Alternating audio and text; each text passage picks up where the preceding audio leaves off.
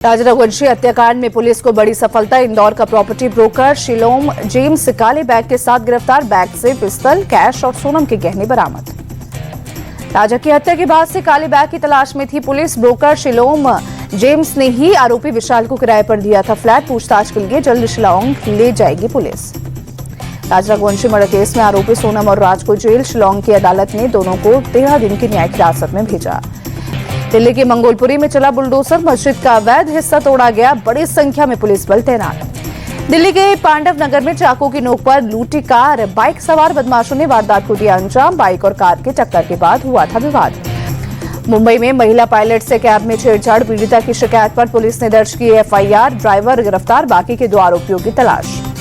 पश्चिम बंगाल के मुर्शिदाबाद के कांदी इलाके में दर्दनाक सड़क हादसा। तेज रफ्तार गाड़ी अनियंत्रित होकर खड़े डंपर से टकराई। 5 लोगों की मौत, कई घायल। ईरान के मिसाइल अटैक से तेल अवीव में भारी तबाही। कई घर मलबे में तब्दील। तबाह हुए घरों से लोगों को रेस्क्यू किया गया।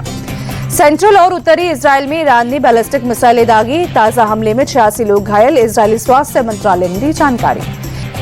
इजरायल ने अपना एयर स्पेस बंद किया। ईरान पर अमेरिकी हमले के बाद इजरायली सरकार का फैसला। फोर्डो न्यूक्लियर साइट पर अमेरिका ने B-2 बॉम्बर से बंकर बस्टर बम गिराए। इस्फहान और नतांज में 30 टोमहॉक क्रूज मिसाइलें दागी। अमेरिका के हमले के बाद ईरान का दावा, कहा हमले में कोई नुकसान नहीं। रॉयटर्स के मुताबिक ईरान ने हमले से पहले ही यूरेनियम को कहीं और शिफ्ट कर दिया था। ईरान ने किसी अज्ञात स्थान पर शिफ्ट किया था यूरेनियम। फोर्डो में कर्मचारियों की तैनाती बेहद कम कर दी गई थी। हमले से 2 दिन पहले फोर्डो परमाणु सेंटर के पास हुई थी बड़ी हलचल। सैटेलाइट तस्वीरों में सेंटर के पास 16 बड़े ट्रैक दिखे। ईरान पर हमले के बाद राष्ट्रपति ट्रंप ने देश को संबोधित किया। बोले ईरान के 3 परमाणु ठिकानों को ध्वस्त किया। ईरान को अब शांति के रास्ते पर आना चाहिए। ईरान को ट्रंप की धमकी। बोले ईरान शांति कायम करे, नहीं तो और बड़ा हमला करेंगे। अब की बार परिणाम और भयावह होगा। ट्रंप बोले ईरान को परमाणु हथियार हासिल नहीं करने दूंगा। ईरान सिर्फ इजराइल के लिए नहीं, अमेरिका के लिए भी खतरा। ईरान पर हमले के दौरान वॉर रूम से सामने आई राष्ट्रपति ट्रंप की तस्वीर। उपराष्ट्रपति JD वेंस समेत कई बड़े अधिकारी वॉर रूम में मौजूद रहे।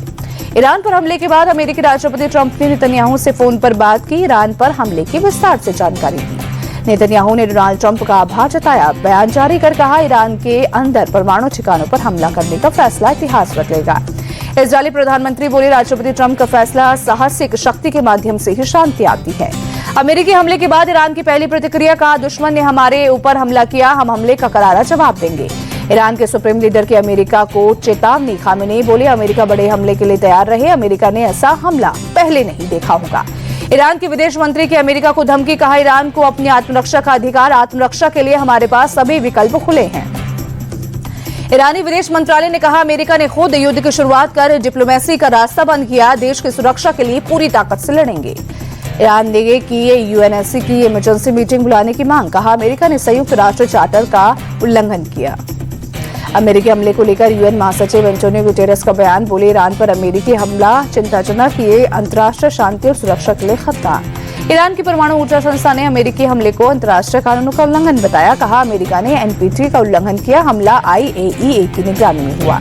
सऊदी अरब ने ईरान के परमाणु ठिकानों पर हमले पर चिंता जताई। कहा, ईरान की संप्रभुता पर हमला ठीक नहीं। दुनिया भर के देश युद्ध खत्म कराने की कोशिश करें। अमेरिका के समर्थन में उतरा ब्रिटेन। ईरान पर अमेरिकी हमले को सही ठहराया। PM स्टारमर बोले, अब ईरान को बातचीत की मेज पर वापस आना चाहिए।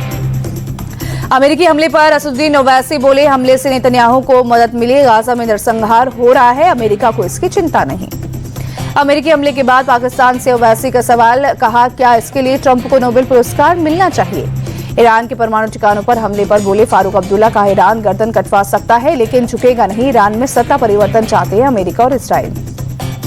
मुंबई में भारी बारिश के आसार। मौसम विभाग ने जारी किया येलो अलर्ट। समंदर में 14 फीट ऊंची लहरें उठी।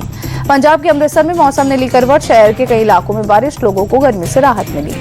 मध्य प्रदेश के ग्वालियर में भारी बारिश। शहर के कई इलाकों में जलभराव से आवाजाही प्रभावित। लखनऊ में बदला मौसम का मिजाज। शहर के कई इलाकों में बारिश ने झुलसाती गर्मी से निजात दिलाई।